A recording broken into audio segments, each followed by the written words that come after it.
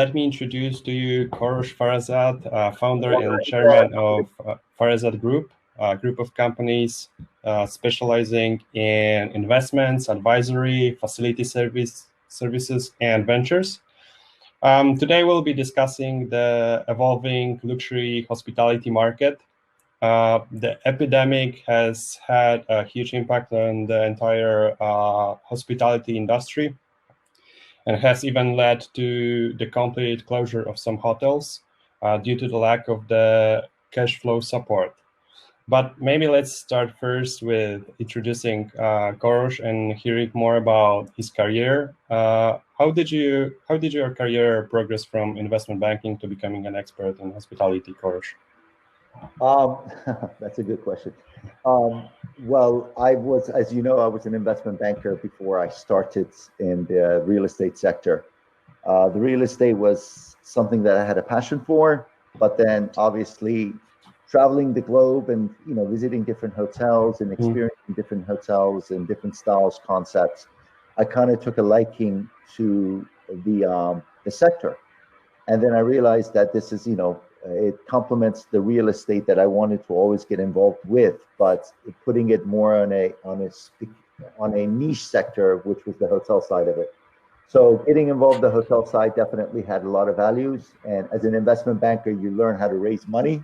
So raising money and then complementing it with the real estate side of the hotel sector kind of complemented one another rather than competing with one another. So it kind of worked out well for me. And here we are now, 25 years later. Oh, that's amazing. So what's the main focus of Farazad Group right now? What are the main areas of your activity these days?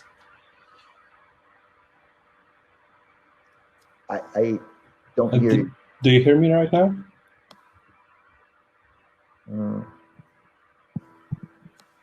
These days. Repeat that one more time. There was a problem with the thing. Could you please tell us about Farazad Group's main areas of activity these days?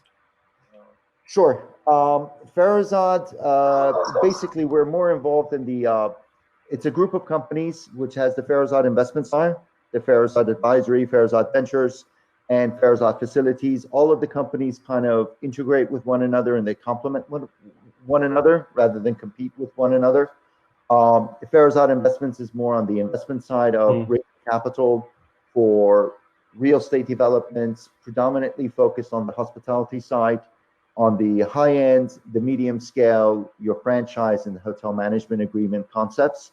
And Farazad Advisory, again, works on the financial models, implementing the information memorandum if we're using investors for those transactions.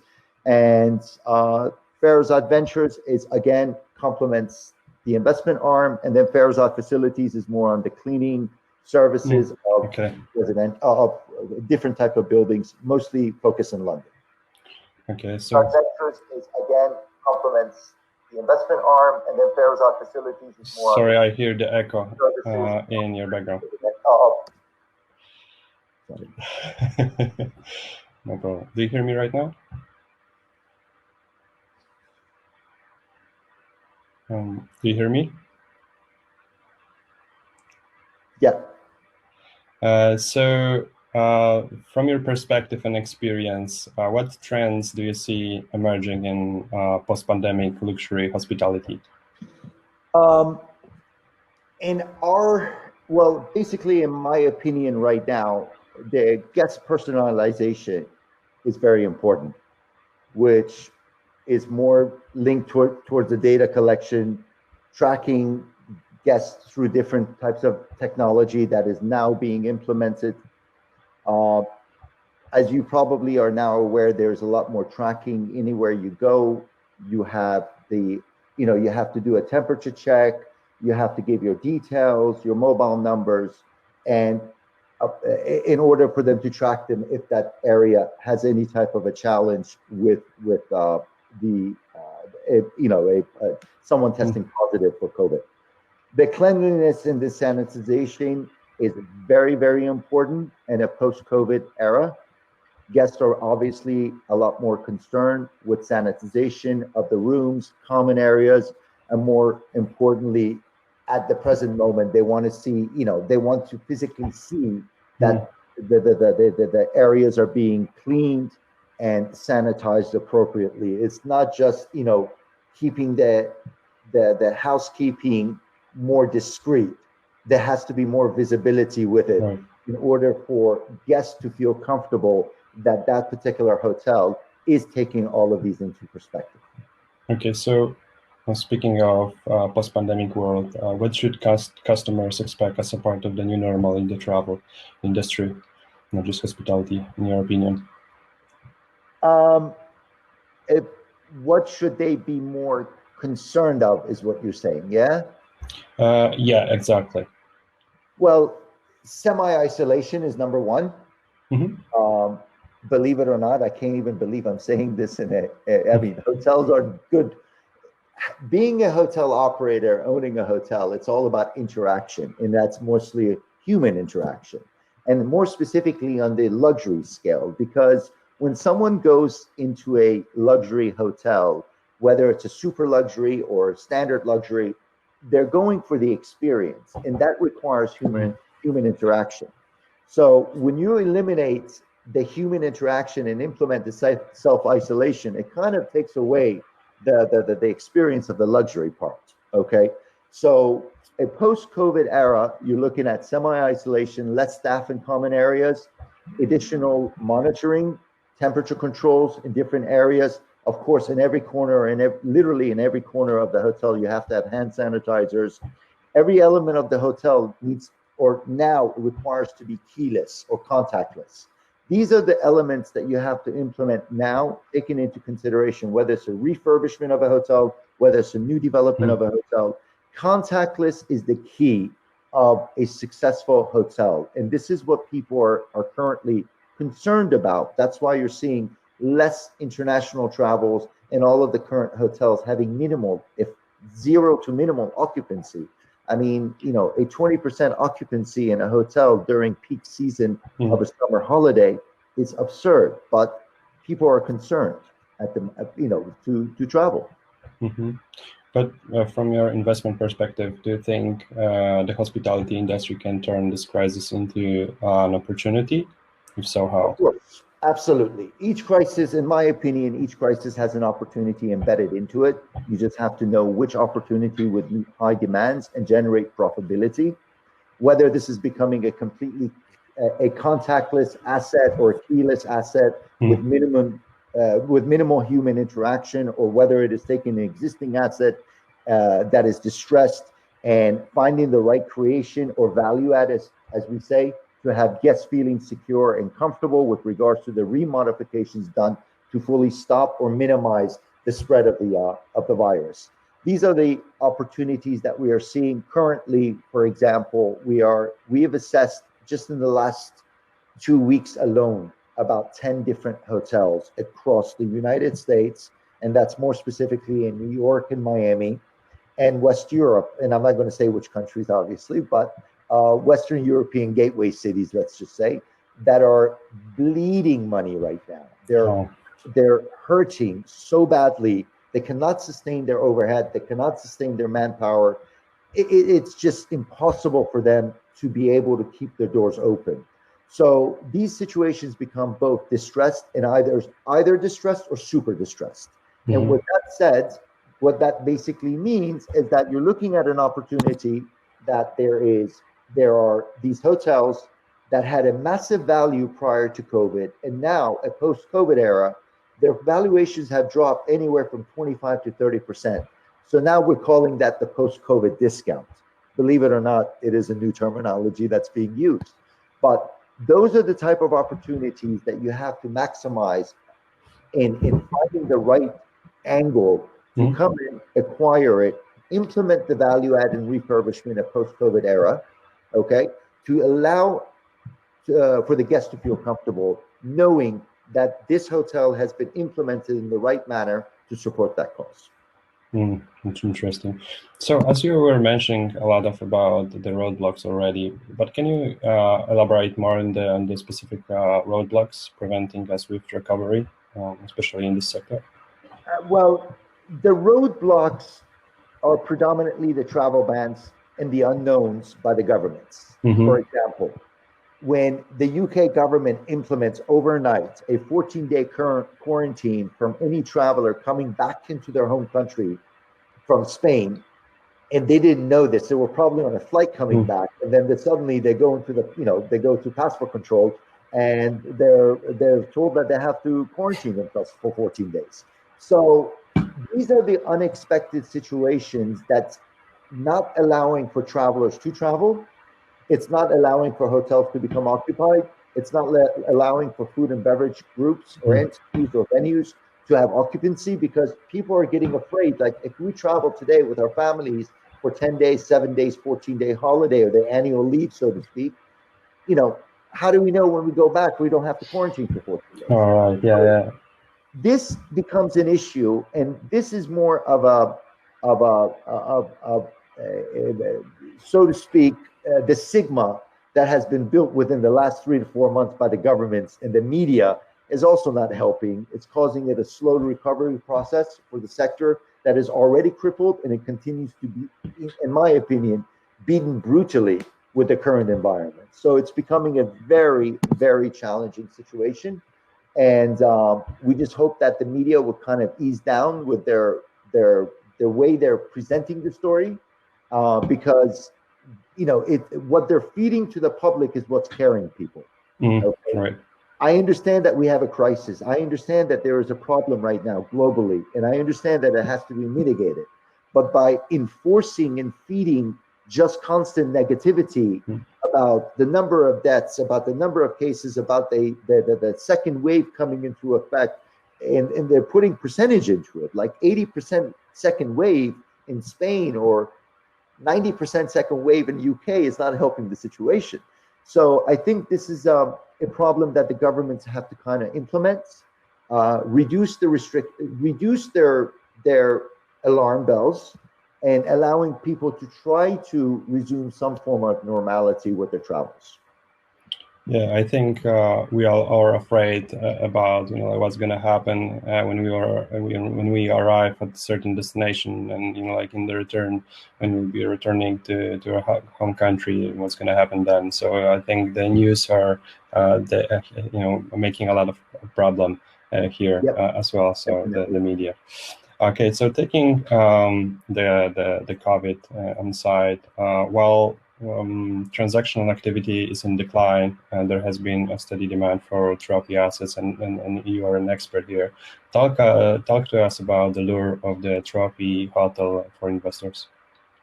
Well, trophy assets are considered to be a legacy play. They are not considered to be a bottom line type of a situation where you look at your yield on an annual basis, you look at your internal rate of return, you look at your equity multiple, you look at your ADR, occupancy, and all those beautiful things. It's more about preservation of capital. That's really what it's all about. Despite the fact we are in a global economical impact and a crisis, there are still ultra high net worth investors and high net worth investors that have significant amount of capital, and they're in their, I would say, conservatively late 60s, early 70s, and they've achieved what they want to achieve, and they want to implement a legacy play for the next generation of their families and the following generation of their families. So for them to go and spend $2, $3, $4 million or euros or pounds per key on an iconic asset and an iconic super prime, as we call it, location, whether it's in Europe, whether it's in the United States, it's irrelevant. It's generally a legacy play. These are assets that are, yielding anywhere from 2 to 2.5% annually. I mean, if you go to your local high street bank, they're giving you 3.5%, So it's more about a preservation of capital. In a hotel, despite the current challenges that we are seeing, we're still confident that these challenges will override themselves down the road. And I'm not saying overnight. There is no chance that the situation we're currently engaged with or facing is an overnight situation. It's a process. The process has to take its toll. And for those that have the ability to buy 800 million, $1 billion asset or £1 billion asset, and perfect example is the Ritz Hotel in London. that's an 800 million pound play. Yes. That just is absurd. And that asset, well, there's a lot of story behind it. It's a 1.2 billion pound asset. And then there's a story I'm not going to get into. It'll take 2 hours to discuss with the family that owns the asset, the two brothers. But having said that, even 800 million pounds is a lot of money. And Correct. the sad part about this asset is that it's currently closed. And there are 400 people within that asset. As far as I remember, there's 400 people that work in that building that are currently not able to come back to work because the hotel is closed. So for someone to purchase an 800 million pound asset, they clearly have the ability to maintain or sustain the cost due to maintaining the asset while it's closed. Okay, so this is a legacy play. This guy is not going to have this investor. He's not going to feel the pinch in his pocket when he's already spent 800 million. Right. It's going to take a little bit more pinching to do for him. But we do believe that preservation capital is something that is happening across the board. It will continue to happen. These are legacy plays for families that already have everything you can possibly imagine, and they just kind of want to add this as the crown, so to speak, the crown jewel of their portfolio. Correct. Yeah. So how can new projects attract investors in this post-COVID world? A variety of structures can be implemented with regards to new developments that are more spacious to adapt to the new era of social distancing, advancing in terms of the enhancing it in terms of the rooms, the communal areas, the filtration technologies, and as I had previously mentioned, having everything contactless. Contactless is the key to getting people comfortable with the visit to the hotel, whether it's from an experience of a luxury hotel is from the moment you step foot into that hotel and all the way to checking in and having your luggage coming into your room. Okay, that's the first most important experience of any hotel, whether it's in Venice, whether it's in Singapore, whether it's in Hong Kong, New York, London. It's irrelevant. It's all about the experience. When someone's paying 400, 500, 600 euros, pounds, dollars a night, they're going there for that experience. They're not going there because they want to spend that much money. They're going there because they want to feel that pampering. Okay. Now, again, it goes back to the question you had asked earlier. We do live in the era that we do require to have contactless approach. Contactless approach is exactly what the world needs right now. And I think the new developments that are now either were previously announced prior to COVID, and now they're moving forward if they haven't been canceled or paused for the time being. I think this is what they're looking at: is expanding on the communal areas, minimizing the tightness of human interaction, and with those type of implementations, you can have potentially a successful story. But are they trying to minimize the risk? I mean, by looking to quick return on investment, or they are looking for? It's not minimizing the risk of investment. They have to invest one way or another. I mean, if you already see what we're seeing in the market and what we have been doing in the market with our investors is we're implementing a COVID clause. Okay. So now when you had a 5, 6, 7% contingency, you're increasing that to modify your structure to have a COVID implementation added to it, whether it's on the filtration technology of your air conditioning systems and the way the interaction in the lift in the communal areas at the reception or open areas, the food and beverage areas are being implemented. This is very, very important. These are things that we didn't realize before. For example, going back to the sanitization situation, we should have been sanitizing everything prior to COVID. This is not something that we should be doing right now. Hotels are a public area. They're for guests. So the current developments that are happening are implementing this. We are seeing a budget increase for the implementation of a COVID era. And yes, it is going to eat into your bottom line. But at the end of the day, if you sustain yourself and you implement the right strategy moving forward, then you should be okay in terms of getting those returns back. Right. So they are looking more carefully at the asset, and not just like about its heritage and the experience, but also how advanced and prepared for the COVID is. I mean, the heritage is always going to be important. There's no questions about that. Okay, the story behind the building, the heritage behind the building, these are all requirements or necessities of a luxurious experience. Okay, but on top of that, you do need to implement the COVID scenario into the equation, which again, it does eat into your bottom line, but it is now mandatory to have it if you want to have guests to continue to come in as repetitive guests into your assets. Interesting. Well, we speak a lot of sustainability, and what do you think about sustainability? Are investors interested in sustainability hospitality projects right now, or? I think whoever is watching this is probably, and if they're a hotelier, they're going to be pissed off at me. There is no such thing as sustainability. Okay, putting a little sign into the bathroom, or a little note onto the bedside table, or where you sleep, and saying that in order to save the economy, please reuse this towel, or to let's not wash the sheets today but tomorrow. This is not sustainable.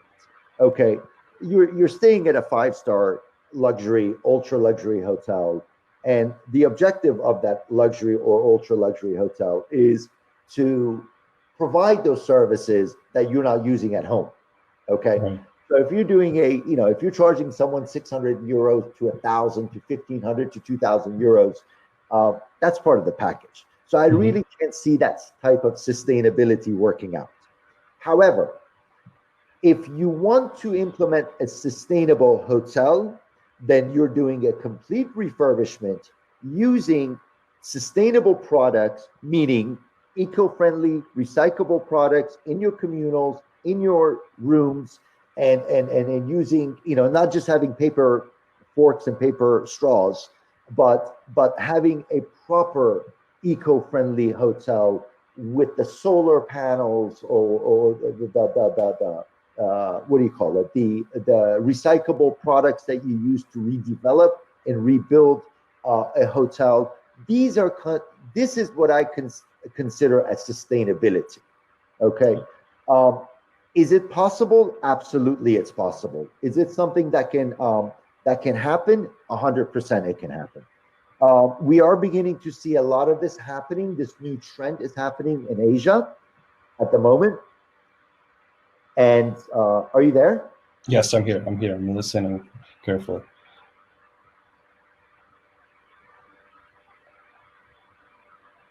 I'm sorry, I lost you. Are you there? Yes, I'm here. Do you hear me? My apologies. Yeah, I can hear you. No problem. So yeah, I was hearing. Going back to the sustainability, we do see that there is a lot of opportunities in this matter. And we also are comfortable to see that there is a transition process happening here in making hotels more sustainable, more eco-friendly. And it started from Asia and is now shifting towards Europe and North America. Yeah, I think you are very right, especially in this COVID world. Before the COVID, there was a huge discussion going on about like the plastic and other stuff. And after the COVID, we consume the masks, all the plastic materials day by day. I mean, it's like tons of the material coming, right, and being wasted day by day. So I think you are very right, especially when it comes to sustainability and recycling. Listen, you said it yourself. The number of rubber gloves that was being used. Yes. I know rubber is, it's not the same as plastic, but we were using all of this stuff, and we will continue to using it. So I've always been a little bit reluctant with the sustainability concept of hotels, simply for the reasons that I've outlined. but I do see that there's a new trend moving forward to becoming a lot more eco-friendly, which is obviously going to be favorable for mostly the millennials and the Y generations and the Z generations that are very eco-friendly. Yeah, they are. So it's not just like a marketing tool in many cases, or what's your opinion on this? Again, it is a marketing tool. I mean, you're an investor here, and you're looking at the asset, and they are telling you they are fully sustainable. So what do we?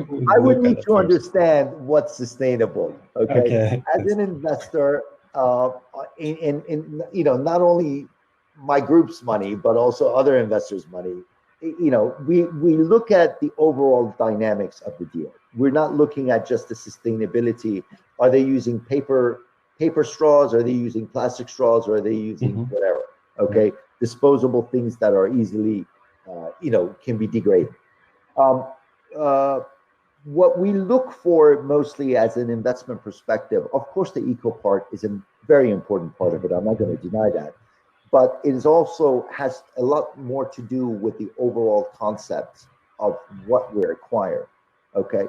Again, looking at the luxury space and looking at the ADRs that we look at on average, which, an average daily rate of 600 euros is a lot of money. Okay. Yes. You add that up, it becomes to be a lot of money. So these type of things that we take into consideration, this is more experiential luxury. Okay. That means someone is willing to spend 3 nights, come to a hotel for the experience of that luxury. Okay. So if you implement, there are ways to do it. I'm not denying that by all means. But if you're implementing a lot of eco-friendly concepts and then limiting this and limiting that, it kind of takes away from the experience of that luxury. Okay. So it's somewhat of a double-edged sword that you have to take into consideration. And you got to be careful on how you're implementing it without taking away from the luxury parameters of the experience. So what do you think is the most challenging part here? I mean, in terms of developing a sustainable project? In terms of... I think that Lancia has mentioned about sanitization should have always been a priority here. So I think that would be like the clue of it. Cleanliness. It's all about being able to maintain your hotel in the most sanitized, clean environment as possible, because this is what guests are looking for. Again, it goes back to what I said earlier. If I'm going to a Rosewood Hotel or LVMH or Cheval Blanc or any of these high-end luxury hotels, I physically want to see someone cleaning whatever it is that they're cleaning. Before, it would have been weird, but now it's not weird. You really want to see that. And this is what will give me, as a potential guest or a consumer, comfortable to know that, okay, this hotel is maintaining itself to the standards of today's environment. And this shouldn't be a marketing scheme. This should be something that generally does require to happen. You are now seeing more and more sanitizations in every location you go to. You're seeing hand sanitizer sprays at tables, et cetera, et cetera. And this is the new era. But my view is that this should have happened before. This should have been something that should have been implemented a long time ago. And and I'm taking the blame for this as well. I'm not saying that I'm not the one. I wasn't doing this before. I don't think anyone was doing this before. Yes. Now, taking it into consideration, it really is helpful, and it gives comfort to your guests. Speaking of guest experience, what do you think about technology becoming an integral part of the personalized experience? Mandatory. It must be mandatory. Technology is the way to move forward now. Okay, in terms of, again, contactless, less human interaction, anything to do to implement the right strategy in there for the comfort and well-being of your guests. This is the way you will be able to increase your occupancy. This is the way that you have repetitive guests coming to your hotel, because they will feel comfortable and secure. So it is mandatory. If there is a certain budget left for any hotelier right now, and they were going to use that money, they should and must invest in one, the marketing, and two, the technology of the brand. It's mandatory.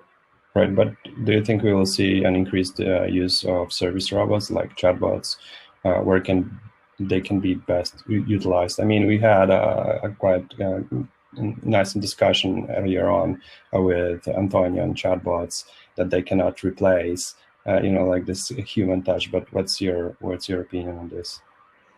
They're right. You can't replace human touch, but you can minimize it. Okay, you can by minimizing it, you are giving your guest less concerns. Okay, less concerns and more comfort. More comfort brings more profitability. That's the way you have to look at it. And to completely stop human interaction is almost impossible. It's just not going to happen unless you have robots everywhere.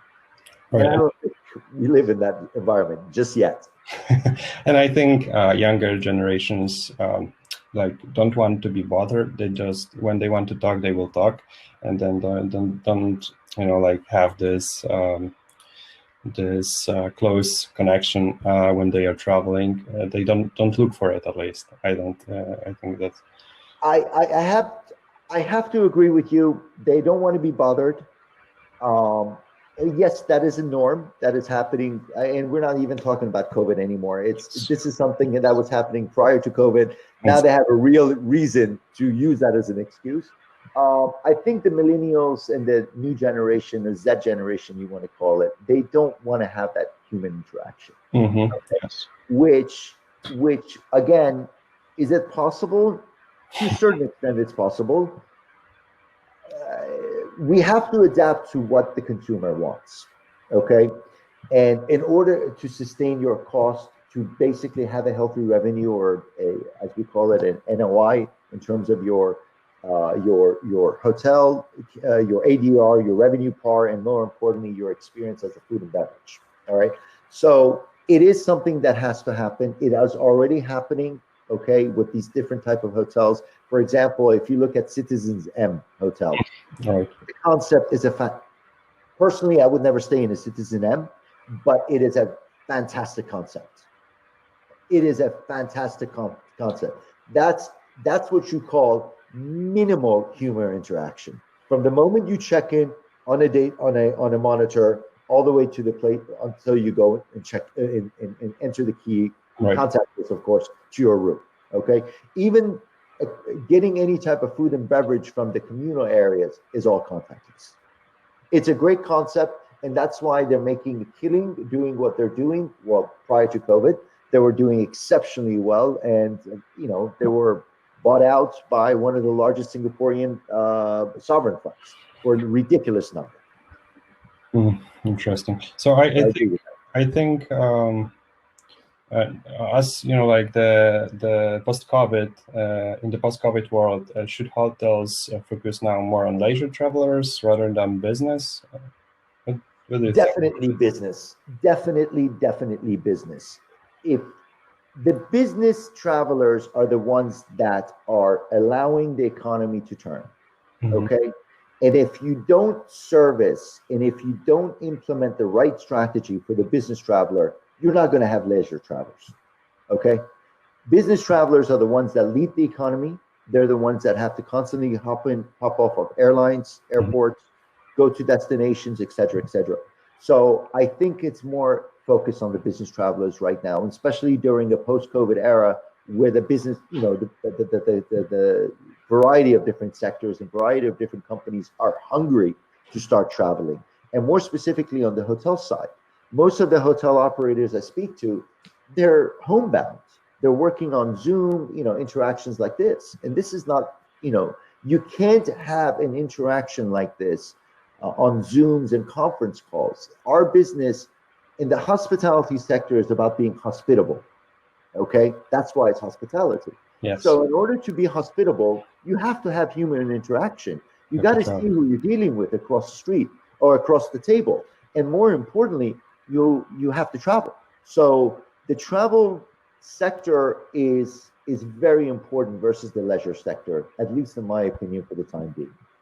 So, in terms of hotels that relied on the conferences, and now they find, like it's quite difficult, right? Because we cannot travel for business.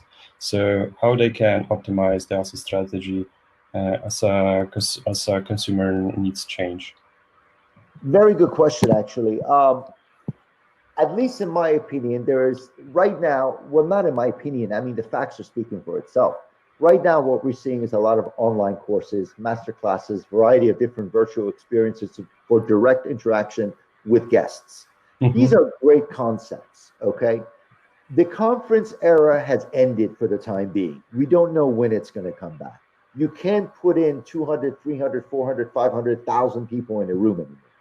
Okay, people were not going to go. People are scared, again, because of everything that is currently going on globally.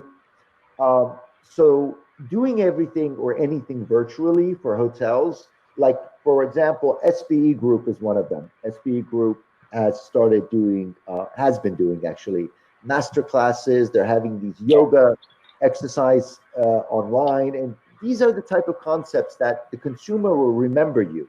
They say, yeah, you remember, once everything calms down with this current chaos, they will remember that they had that experience with SBE Group. Okay, and these are all elements of interaction with your guest during an era that is quite challenging, or during a crisis that is quite challenging. So I'm in favor of anything online. Again, going, whether it's a yoga retreat online or a master class, a cooking concepts, etc., etc. But then again, there's also elements that I'm beginning to see a trend of what they're calling micro weddings. Okay, the hotels can establish themselves once they reopen, if they haven't reopened yet, to have micro weddings of up to 20 people. Okay, this is another way that they can try to sustain their huge spaces for venues that, during the summer period, this is when a lot of people get married. They Marketing budgets are being cut. So what should it be? I mean, technology, marketing. What's your opinion on this? I think at least in my opinion, most of the money should be spent in marketing. Marketing is the key element. Whatever is left in their budget, they have to spend it in marketing, because people have forgotten. Okay, 3.5 or 4 months into a lockdown, you forget things. Okay, you forget which was your favorite hotel. I'm not saying that everyone forgets, because for example, you have a bunch of followers for the Amman Hotel, what we call the Amman junkies. Okay, they will never forget an Amman, but there are other hotels that they will forget about. So marketing should be the key element for these different hotels to open up. And by marketing, and I'm not just saying just to market that we're open, we're here to receive you. No, you have to evidence what your marketing parameters are, how you've improved yourself, how you have restructured yourself a post-COVID era by your sanitization, by bringing more staff for cleaning, by doing three turndowns rather than one turn down, by having, for example, the housekeeper, these are ideas, for example. I'm not saying this should be implemented, by physically allowing to see the guests that their room is being cleaned by this time, by this schedule, etc., etc.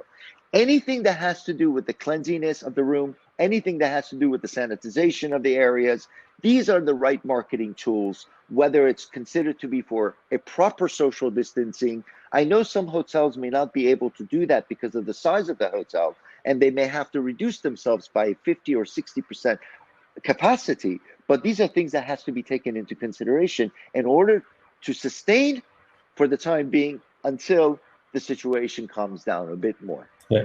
With that said, this is going to be a challenging situation for some hoteliers, because what they have left on their balance sheet and to put that last penny into marketing may be a hard situation to swallow, but I believe it's the only situation for them to sustain themselves, at least for the short term. I think hotels should focus now on telling they are safe. Like to bring those guests that didn't been able to come to them for the past couple of months, and then when they are looking for. They will probably look for another options if they don't know, the hotels that we were visiting before are super safe. 100% agree. I 100% agree. So, what's your prognosis on the economy in general, and for hospitality industry in particular as well? Well, we're not in a very good position, that's for sure. The global economy is seeing a lot of concerns right now. Is it going to recover? Of course it's going to recover. Is it going to take time? It's going to take a lot of time. Okay. On the hospitality side, personally, I don't see anything happening positively, at least for minimum 12 months to up to 18 months until hotels can really see a break even on their balance sheet. That's my personal opinion. A lot of my colleagues that I've spoken to that within the sector, they're under the same understanding that we will not see a positive response in the hotel side to get consumers, to get guests, to get travelers comfortable with traveling again. It's going to take some time. Right now, you're seeing a lot of domestic travel. Okay, so the Italians are traveling to other provinces. The Turks are traveling. Well, Turkey is, in my opinion, is you have so many different destinations you can go to. You don't even have to leave the country. Yes. Okay. Yes. You got Antalya, you got Marmaris, you got Bodrum, you got all variety of different areas to go to. But having said that, you can't say that about the UK. I mean, you got Scotland, you got those areas which are not really sunny. So the Brits obviously do travel. They travel aggressively during the month of August, and they go to hot resort destinations. So this year, I don't think that's going to happen. I don't think there was even a summer. I mean, if you think about it, today is the 29th of July. Summer's going to end in 30 days. Yeah. So that's it. We're done. So it's been a very interesting summer, to say the least. But having said that, I think to answer your question, 12 to 18 months on the hospitality side before we see some form of recovery.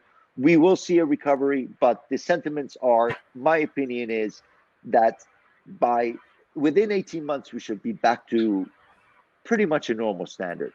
And this is all subject to the vaccine that the different governments and the different officials are seeking to find and to secure. I think the vaccine is going to have a massive value add to people's comfort of making sure that, or being comfortable enough to travel. Amazing. I think because I recall a news that appeared some time ago, probably in April or March, saying that was about the Spanish market, that they decided to reopen in 2021, and then after a few months they decided, okay, it's not gonna happen. We have to open right now because it's not possible to stay for that long without bringing the business in. So no, I agree with that. I think look, all of the European countries are suffering. Not only the European, I mean, right now, for example, United States, they're brutally being beaten up. I mean, this is no joke what they're going through, and it's heartbreaking to see that, because no country should go through that. And I think this has also to do with element of leadership. Each country has had their challenges with their leaders in terms of getting the right implementations done. UK was one of them. Italy was the second one. US is currently challenged with it. I think the process was, they really were very aggressive, and I can understand why. They were being very aggressive with opening up the economy because people were suffering, and they're really suffering now. And I can understand the rationale behind it, but I think the right implementations had to be, if they had implemented the right structure prior to opening the economy, I think this would have been very, very good. And they would have not had the number of issues and cases that they're having right now. I think the way UK has done it is okay. I'm not completely in favor of it. I think the Prime Minister, he could have done better in terms of structuring the way he's done it, but he's done it too late. Okay. In order for not only the hotel side, but food and beverage. I mean, you go into London right now, it's a ghost town. It's literally a ghost town. London has, I keep saying this to a lot of people, London has lost a soul. And that's because there's no one in the streets anymore. The offices are closed. Some people are not going back until the end of September. Some have decided that they're not going to revisit their offices until October. So it's a kind of a ripple effect when it comes to that. So if you're having that type of an issue, that's going to have a ripple effect to your hospitality side as well. Yes, exactly. And these are the challenges that we're seeing right now. Interesting. Okay, fair enough. I wanted to mention about a book that you have published recently, just before the COVID hit. Full disclosure, what are some of the key lessons you discuss in this book? I read it. It's amazing. Everyone should read it. Thank you. Thank you very much. Well, it was more of an inspirational book. I decided on this about, now it's been almost a year ago, and it took 8 months in the making for it to happen. It's more about my own life story, number one, and also how to make moves in a business meeting. So whoever reads the book will understand my character, and they're probably going to use it against me, which is perfectly fine. The book was to inspire, full stop. It was really to inspire. I've had some challenging times in my life. I think everyone in the world has some type of challenges, and it was basically more to show that it's okay to have challenges as long as you know how to rise from them. Amazing. Okay, so last question before we will end. What does the luxury mean to you personally? Luxury, that's a very good question. Luxury for me is a relaxation, completely switched off from the outside world and being pampered. That's my opinion on luxury. Amazing. And for me to do any of those three is impossible, but it's good to say it. Perfect answer. All right. Thank you, Korosh. That was no problem. I hope no problem at all. Thank you very much for having me. Hope we will have another conversation very soon. I hope I look forward to it. Thank you very much. Be in a much better place then. I hope so, and I hope it will be physical next time. So I'm looking forward to the fact that human interaction. I do miss it. I'm looking forward to seeing you in London. So. Likewise. Thank you very much for the time. It was nice to join. Thank you very much, Korosh. Speak soon. Thank you. Thank you, everyone. Bye-bye.